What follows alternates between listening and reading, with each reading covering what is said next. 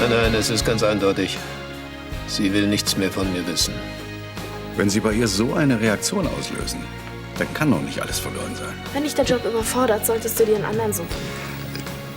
Hey, reg dich doch nicht auf. Tu ich doch gar nicht. Ich möchte einfach nur bestellen. Ich hoffe, Sie können sich noch einen Augenblick gedulden, Prinzessin. Prinzessin? 30 Millionen Schulden. Nicht besonders attraktiv, findest du nicht? Elisabeth kapituliert nicht vor schwierigen Situationen. Nein, das sicher nicht. Wenn du sie jetzt gehen lässt, verlierst du sie für immer. Dass wir nichts miteinander hatten, das wissen Sie doch ganz genau. Das wollte ich auch nicht nochmal hören. Sondern, dass Sie für Ihre Lüge bezahlt wurden. Von dieser Frau. War sie es oder nicht?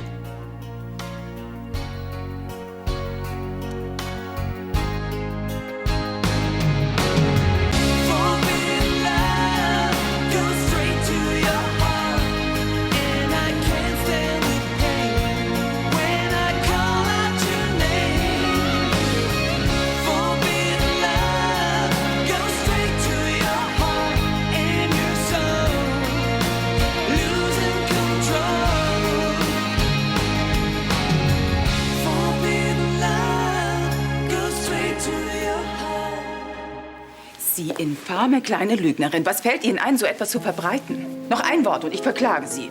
Aber Sie haben doch Das gesagt, ist Verleumdung. Gib dir keine Mühe, Clarissa. Wir sind im Bilde. Ich habe dir das schon mehrfach gesagt. Auch deine Intrigen waren schon mal besser. Und ich habe dir gesagt, dass du damit nicht durchkommst. Kann ich jetzt gehen? Selbstverständlich. Charlie, glaub mir, ich habe das für dich getan. Ja, ich habe dieses Mädchen um diese kleine Gefälligkeit gebeten, aber es ist nur zu deinem Besten. Auf die Erklärung bin ich jetzt aber mal gespannt. Peter wird dich betrügen, früher oder später. Was du nicht sagst. Glaub mir, ich kenne ihn. Je länger du mit ihm zusammen bist, umso mehr wird es dir wehtun. Und vor dieser bitteren Erfahrung wollte ich dich bewahren. Du bist eben eine wahre Freundin. Aber bitte, wenn du nicht auf mich hören willst, glaub nicht, du kannst sie später bei mir ausheulen. Diese Intrigantin. Vergiss sie einfach. Es gibt Wichtigeres. Prinzessin, habe ich gesagt. Ist doch nichts dabei. Nenn mich nie wieder so. Nie. Hast du verstanden? Hey, keep cool. War nicht böse gemeint. Meine Freundin ist ja schneller auf 180 als ein Kampfjet. Hey, beruhig dich doch. Er weiß doch nichts davon. Wovon sollte ich wissen? Ihr Freund.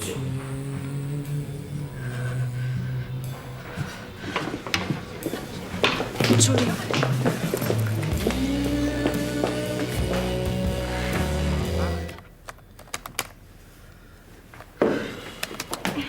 Daniel, kannst du mir bitte helfen? Ja, ich komme.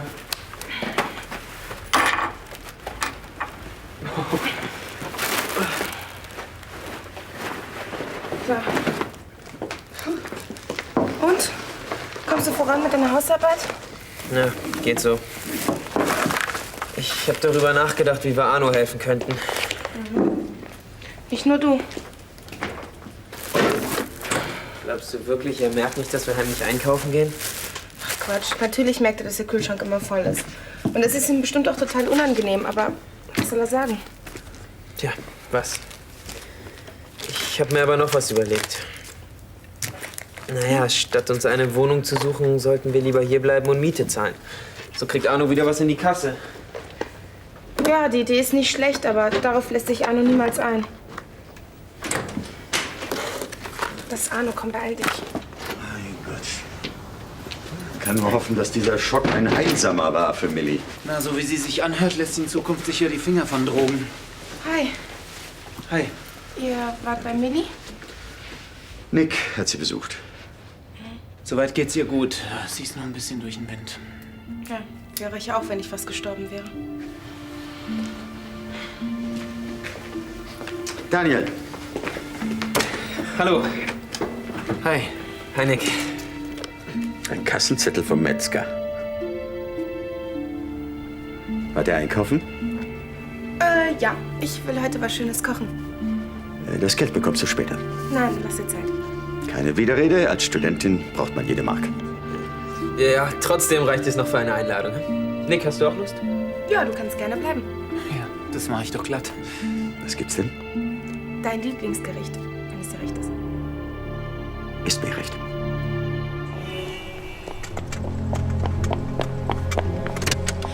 Sie glauben doch nicht im Ernst, dass ich Sie einfach so fahren lasse. Was hätte ich denn tun sollen? Sich an unsere Abmachung halten. Es war nie die Rede davon, dass Sie mich von diesem Kaufmann auch noch angrapschen lassen. Trotzdem hätten Sie den Mund halten sollen. So viel können Sie mir gar nicht zahlen. Sie müssen auch mal unangenehme Arbeiten verrichten, wenn Sie ganz nach oben wollen. Da bleibe ich doch lieber unten. Wissen Sie eigentlich, wen Sie sich gerade zum Feind gemacht haben? Wissen Sie eigentlich, wie egal mir das ist?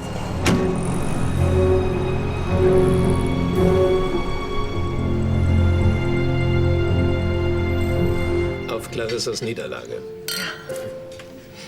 Irgendwie kann sie einem schon fast leid tun. Na, immer den Kürzeren zu ziehen, das nagt doch gewaltig an ihrem Selbstbewusstsein. Wollten wir nicht über wichtigere Dinge sprechen? Irgendwie bedauere ich es fast ein wenig, dass sie so nachgelassen hat. Früher war es viel amüsanter, ihr eine Niederlage beizubringen. Heute ist es nur eine Routine. Aber um auf uns zurückzukommen. Peter, was soll ich sagen? Ich schäme mich so, dass ich dir Unrecht getan habe. Hast du so wenig Vertrauen zu mir? Es sprach eben alles gegen dich. Trotzdem würde ich es verstehen, wenn du die Konsequenzen ziehen würdest. Ich soll dich verlassen. Naja, niemand könnte es dir verdenken. Was ist mit dir? Ich würde es bedauern. Sehr sogar. Nein, Charlie. Um nichts in der Welt könnte ich dich verlassen. Du verzeihst mir? Ich liebe dich. Und zwar genauso, wie du bist. Woher sollte er wissen, dass Heino dich immer Prinzessin genannt hat? Und dass Heino Pilot werden wollte und deshalb dieser Vergleich mit dem Flugzeug unpassend war, hat ihm auch niemand gesagt.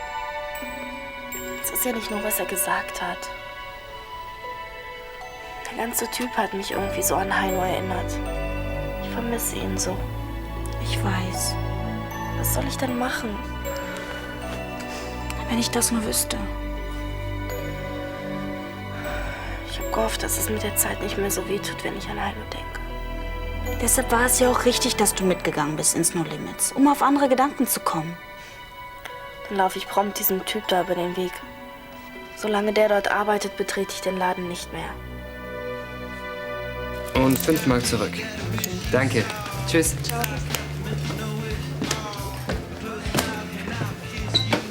Hi, Jonas. Hi. Und, wie war deine erste Schicht? Lief absolut super. Es gibt sogar noch Gläser, die am Stück geblieben sind. Trotz deiner 2 linken Hände. Soll ich übernehmen oder willst du noch weitermachen? Nein, eine Schicht reicht für den Anfang. Oh, bist du etwa schon alt? So alt wie deine Gags kann ich gar nicht werden. Da drüben muss ich noch abkassieren. Ach, das kann ich auch machen. Man merkt, dass du in festen Händen bist.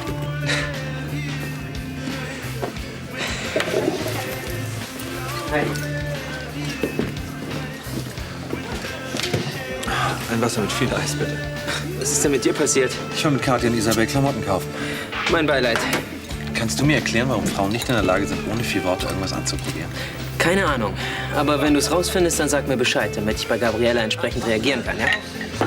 Mhm. Schreib's auf, okay? Mach ich. Ciao. Und sonst? Alles klar? Gute Frage. Die merke ich mir für deine nächste Niederlage beim Basketball. Du willst mich schlagen? Klar. Es scheint, dein Job hier lastet dich nicht ganz aus. Du bist langsam übermütig. Keine Sorge. Jeden Tag 2 so launische Blondinen und am Ende der Woche gehe ich auf dem Zahnfleisch. Naja, die kamen hier rein und wollten gleich bedient werden. Das ging aber nicht, weil ich gerade im Stress war. Also haben sie rumgemault. Aber dank deines unwiderstehlichen Charmes konntest du sie natürlich besänftigen. Nicht ganz.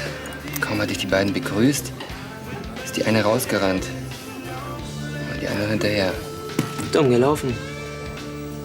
Dabei sahen sie eigentlich so aus, als wären sie ganz nett. Wo kommt denn Salz und Pfeffer hin? Hier vorne. So, das war's. Um auch meinen Beitrag zu leisten, wie wär's mit einem Absacker? Ein Grappa? Oh, sehr gerne. Du? Nein, ich muss noch fahren. Vorausgesetzt, du leihst mir dein Auto. Ach, das geht leider nicht. Er ist in der Werkstatt zur Inspektion. Ach so. Na gut, dann fahre ich eben mit der Bahn. Moment mal, ich kann dich doch mitnehmen. Das ist lieb, aber ich treffe mich mit einer Freundin im Kino. Und für dich wäre das ein riesiger Umweg. Ja, und wenn schon. Gut, ich will aber nicht, dass du dir meinetwegen Umstände machst. Also, Ende mit der Diskussion und ciao.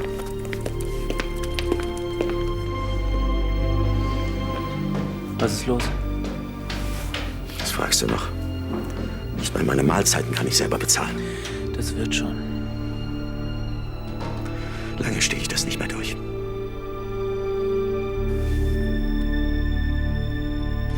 Ich falle auf Clarissas Intrigen nicht mehr rein, versprochen. Vorsicht. Ich erinnere dich bei nächster Gelegenheit daran. Eine Sache würde mich allerdings noch interessieren. Wieso hast du diesem Zimmermädchen so schnell geglaubt? Peter, es passte einfach alles so gut zusammen. Trotzdem. Wieso glaubst du einer Fremden mehr als dem Mann, den du liebst? Ich weiß es nicht. Vielleicht kennen wir uns einfach noch nicht lange genug. Ich meine, wir hatten noch nicht genügend Zeit, um ein Vertrauensverhältnis aufzubauen. Ich vertraue dir. Der letzte Mann, dem ich vertraut habe, hat mich sehr verletzt. Charlie, ich bin aber nicht wie andere Männer. Ja, ich weiß. Aber Clarissa kennt mich eben verdammt gut. Die wusste genau, wo meine Schwachstelle ist. Peter, es tut mir so leid. Vergessen wir die ganze Geschichte. Das Wichtigste ist, dass wir auf Clarissas Machenschaften nicht hereingefallen sind. Ja. Und dass wir wieder zusammen sind. Ja. Das ist das Wichtigste.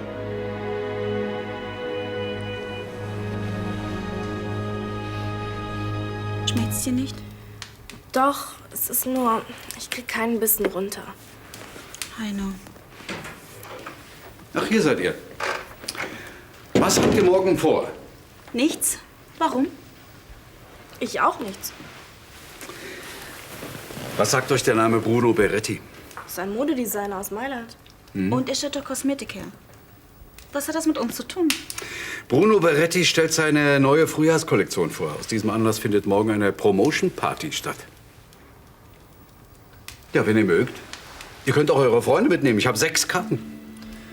Also mir ist nicht nach Feiern zumute. Gib sie doch Henning. Ja, Henning und Caroline haben keine Zeit und ich auch nicht. Ihr wärt ganz unter euch. Na komm, ich war noch nie auf so einer Party. Wir könnten noch Marc fragen, ob er mitkommt. Und Gabriela und ihren Freund. Naja, wäre ja vielleicht ganz lustig. Bestimmt. Los, wir rufen sie gleich an und fragen sie, ob sie Zeit haben. Das können wir auch morgen machen. Ich habe Daniel und Gabriela zum Frühstück eingeladen. Es bleibt also dabei? Also, ich finde, du solltest Elisabeth die Wahrheit sagen. Und dann? Sie würde bestimmt versuchen, dir zu helfen. Genau das ist der Grund, weshalb ich ihr nichts erzählt habe. Mein Gott, ich will nicht als mittelloser Versager vor ihr stehen. Sobald die Polizei Löhneberg gefunden hat, wird er gegen Philipp aussagen und du bist rehabilitiert. Bis dahin ist die Firma längst den Bach runter. Von mir ganz zu schweigen. Ja, die nächsten Wochen werden bestimmt nicht leicht, aber wenn du willst, dann leih ich dir was. Nein, danke. Haben sie deine Konten wieder freigegeben? Mhm. Ja, aber du hast nur 500 Mark gehabt. Wie willst du denn damit über die Runden kommen? Ich habe das Auto verkauft. Du hast was? Siehst du? Genauso würde Elisabeth reagieren. Ja, aber warum denn? Ich hätte dir doch was leihen können. Und ich hätte nicht gewusst, wann ich es dir jemals zurückzahlen könnte. Mit dem Erlös vom Auto komme ich noch eine Weile hin. Zu Fuß gehen ist sowieso gesünder. Und was machst du, wenn das Geld ausgegeben ist? Morgen sehe ich meinen Anwalt, dann erfahre ich, was während des Konkursverfahrens alles auf mich zukommt. Konkurs. Wie das jetzt schon wieder klingt. Die Banken wollen ihr Geld. Von einem nackten Mann.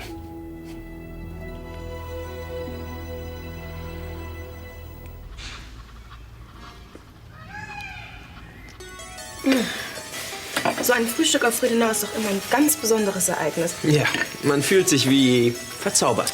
Jetzt übertreib mal nicht. Ja, echt. Ich kam als Iron Man mit einem Traumbody hier an und abracadabra, nach dem Frühstück fühle ich mich 10 Kilo schwerer. Ich würde sagen, dagegen hilft nur die Friedenauer Spezialdiät. Die da wäre? Du kommst in ein altes Verlies und bekommst nur noch Wasser und Brot. Hauptsache, ihr könnt lästern und habt euren Spaß, ne? Ja, irgendwie müssen wir uns ja einstimmen auf die Party heute Abend. Ja, aber ohne mich. Bis heute Mittag. Ciao. Gut. Tschüss. Tschüss. Sag mal, was zieht man eigentlich an bei so einem Event? Ja, mit Jeans und Turnschuhen können wir jedenfalls nicht hingehen. Tja, dann bin ich dafür, dass wir in die Stadt gehen und die Boutiquen unsicher machen. Gute Idee. Ich habe sowieso nichts anzuziehen. Ich auch nicht. Und ich wäre auch schon längst los, aber mit Daniel shoppen zu gehen, ist einfach total stressig. Immerzu drängt er weiterzugehen. Na dann auf. Ich komme nicht mit. Aber warum denn nicht? Diese ganze Party. Ich glaube, es war doch keine so gute Idee, dorthin zu gehen. Aber wir waren uns doch einig. Ja, du gehst ja auch mit Mark hin. Und du mit Daniel. Und ich? Wir finden bestimmt jemanden. Daniel hat eine Menge Freunde. Toller Vorschlag, den ganzen Abend mit dem Wildfremden zu verbringen. Aber es geht doch nicht um ein Date. Nein, sondern nur um einen netten Abend. Oder willst du dich lieber wieder in deinem Zimmer verkriechen? Vielleicht habt ihr ja recht.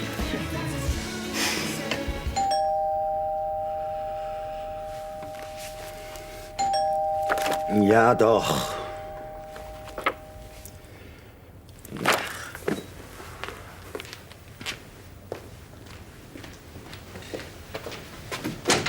Nick.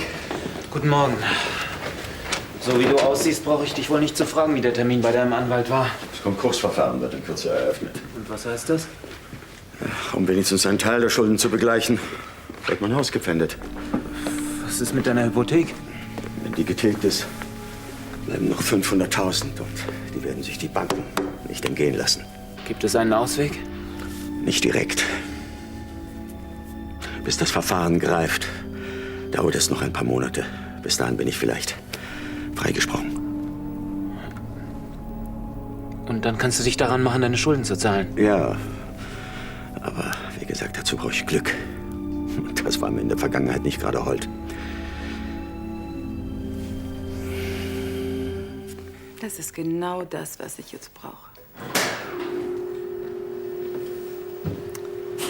Egal, was es ist, es interessiert mich nicht. So sieht es also aus, wenn du deine Wunden leckst? Deine negative Ausstrahlung stört meine Maniküre. Oh, das lag mir fern. Wie bist du denn überhaupt deinem Portier vorbeigekommen? Jeder ist käuflich. Das weißt du doch wohl am besten. 5 Minuten Pause.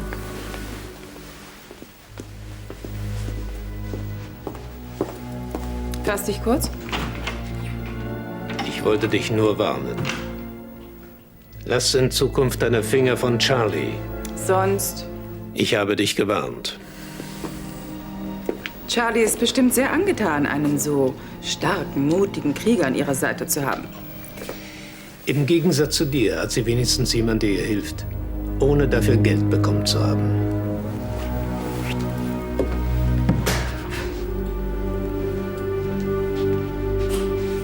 Danke fürs Zuhören. Es tut mir leid, dass ich dir nicht helfen konnte. Ach, doch, das kannst du. Gabriella und Daniel, ich möchte nicht, dass sie erfahren, wie es wirklich um mich steht. Du willst sie nicht beunruhigen. Okay? Danke dir. Herr Brandner? Ach, gut, dass Sie da sind. Hallo zusammen. Das ist Jonas, ein Freund von mir. Hi. Herzlich willkommen. Geh doch schon mal hoch in mein Zimmer, ja? Treppe rauf und 3. Tür links. Ja. Ich bin dann auch weg. Bis dann. Mach's gut. Herr Brandner, kann es sein, dass Ihr Auto geklaut wurde? Mein Auto? Wie kommst du darauf? Ja, ich hab's eben gesehen mit so einem Typen am Steuer. Bist du sicher, dass es mein Auto war? Ja, es hatte Ihre Nummer. Vielleicht war dieser Typ auf dem Weg zur Zulassungsstelle. Wie bitte? Ich habe das Auto verkaufen müssen. Ist das so schlimm? Nein, nein, mit dem Erlös kommen wir über die Runden. Ja. Fragt sich nur, wie lange. Ach, mach dir keine Sorgen. Wir haben ja noch das Dach über dem Kopf. Ja, dann. Außerdem sollten wir nach vorne blicken. Brandner Bau muss wieder ins Geschäft kommen. Hm? Nein, denn sowas Blödes? Jetzt habe ich vergessen, den passenden Lippenstift zu meinem Kleid zu kaufen. Ach, das ist doch egal. Bei dem Kleid guckt garantiert niemand auf deine Lippen. Genau, nicht das Äußere, sondern der Inhalt zählt. Aha, und das von jemandem, der so ein super teures Teil gekauft hat. Naja, Daniel hält mich bestimmt für bescheuert. Er wird dem Kleid nicht ansehen, was es gekostet hat. Männer haben für sowas einfach kein Auge. Stimmt. Dafür erkennt er das Baujahr eines Sportwagens an den Rücklichtern. Oder sie wissen ganz genau, wer in welchem Fußballspiel wie und warum am Tor vorbeigeschossen hat. Oh. Nee, meins ist es nicht. Ich hab keins. Ja, dann muss es wohl meins sein. Naja, alles klar. Hallo? Hi, ich bin's. Hi, Daniel. Und, alles klar für heute Abend? Ja, Jonas ist einverstanden. Ja, klasse, dann ist ja alles gebombt. Bis später, ciao. Man kann ja viel über Männer sagen, aber manchmal sind sie auch sehr zuverlässig. Hat Daniel... Du hast einen Begleiter. Wen? Jonas. Jonas wer? Frag ihn am besten selbst. Dann habt ihr wenigstens gleich ein Gesprächsthema. Sehr witzig. Frag ihn selbst.